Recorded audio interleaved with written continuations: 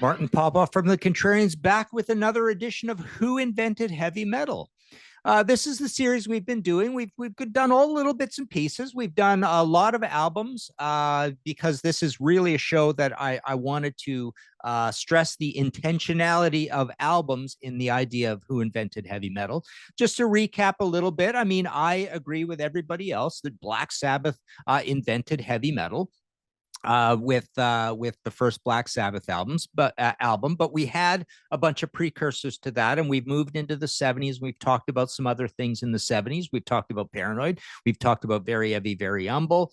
We've talked about Deep Purple and Rock. Today, we are going to talk about Master of Reality by Black Sabbath. So now we are moving into 1971. We have, I may go back and look at a few other albums from 1970, but, they're not talked about that much for a reason. I think I want to continue to give Black Sabbath credit for the invention of heavy metal. So I'm actually doing this show probably before I will look at a couple other 1970 albums. I'm not really sure about that yet, but this also goes in the spirit of my book, Who Invented Heavy Metal, which I can still supply, martinpopoff.com, which ends in 1971.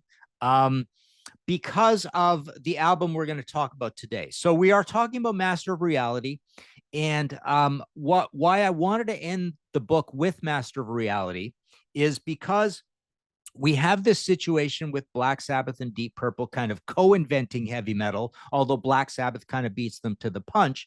But when we get to 1971, we see Deep Purple go in one direction, and we see Black Sabbath go in another direction. And Black Sabbath doubles down and gets even heavier. And they've already proven it with Paranoid as well, how much of a heavy metal band they are. Of course, they're not using that term at that time. They're talking about things like underground music, progressive rock, hard rock, acid rock. The term heavy metal has a long, complicated history itself, very muddy history, because it actually doesn't particularly describe heavy metal in a couple of different ways. It's a long story, but there's a literary term. There's applying it to a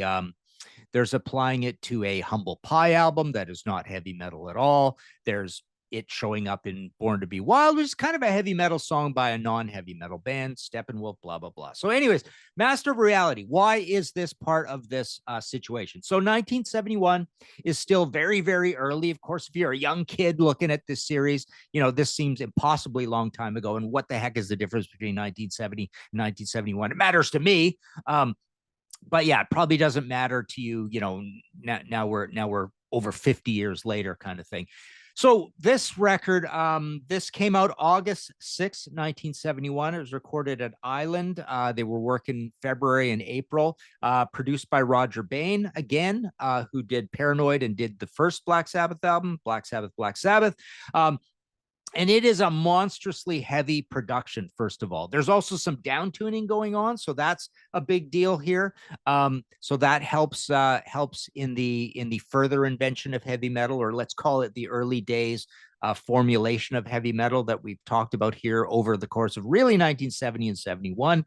But yeah.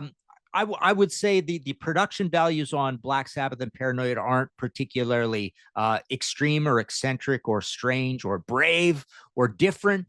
They're very good, but this is a very strange production because there is so much bass applied to the situation. Bill Ward sounds monstrous. Geezer sounds big.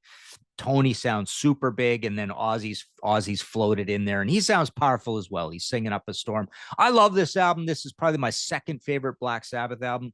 Kicks off with Sweet Leaf, with that cough, that strange alien creepy cough, and then it goes into just this slow doomy. This is the album that kind of invents doom, depending on what you think of Iron Man and Hand of Doom and Black Sabbath. Like, there's a few songs on the first two albums, but this album seems extra doomy, and this is one of the big reasons, Sweet Leaf, although it is just about pot, right? Heavy song, 5 minutes long. After Forever is this strange sort of quasi-Christian song, but it's fast and heavy and progressive, super interesting. Again, bulldozing Tony Iommi riffs, very doomy. And you know, in this whole splitting up songs thing, sometimes it's including the elegy, so you get this elegy thing. And then in the spirit of the splitting up of songs, this is always split up this way because there's frankly not a lot of songs in this album. But the third track is Embryo. It's only 30 seconds long, sometimes called 28 seconds. It is just a little acoustic sort of interlude or quiet interlude kind of thing, before you get to Children of the Grave. And so Children of the Grave feels to me like it's helping invent power metal, the Iron Maiden gallop or the power metal gallop. We talked about that when we talked about Hard Lovin' Man off of Deep Purple in Rock, but this is also a gallop of a song. Very, very cool wall of sound, heavy metal song. So yeah, the interesting thing about this side is it's only 16 minutes and 12 seconds long, but there's really only 28 seconds of mellow music, except for that kind of intro to After Forever. So the whole thing is just wall to wall heavy metal. Flip over to side B of the original vinyl, side 2, you've got Orchid, which is a beautiful, beautiful little acoustic piece. I guess Embryo isn't exactly acoustic. It's more like a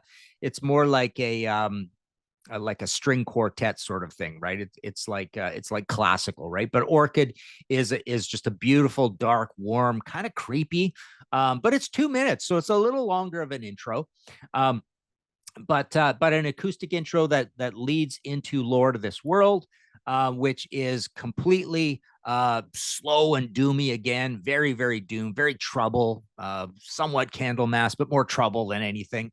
And it's 5 minutes long. It's 4:55, and then we've got Solitude, which is a full-length song, and it's mellow. So this is your Planet Caravan off this album. So it's the only real mellow song on the album, which leads into the Void, which is again a super bulldozing heavy song.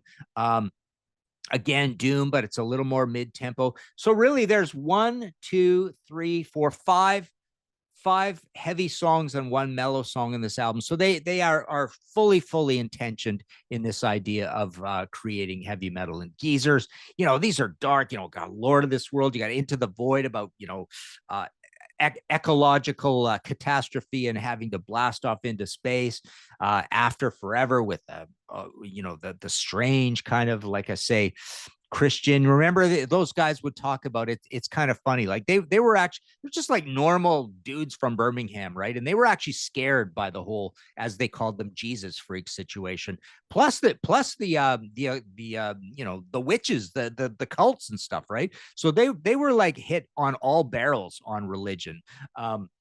So it's kind of funny, especially when they got to America. You read the old interviews, and they would really complain about that, how creepy it was, this whole thing. But yeah, there you go, absolute heavy metal classic, super heavy metal production. So that's a new kind of intention thing that you're getting for the first time, and you're getting down tuning. So that's an important thing here as well. And then these crazy heavy songs, and as an album, it just feels like the album that invents doom.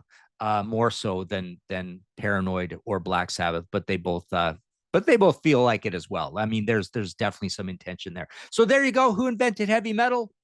You can get my Black Sabbath books, by the way, at martinpopoff.com, Born Again and Sabotage.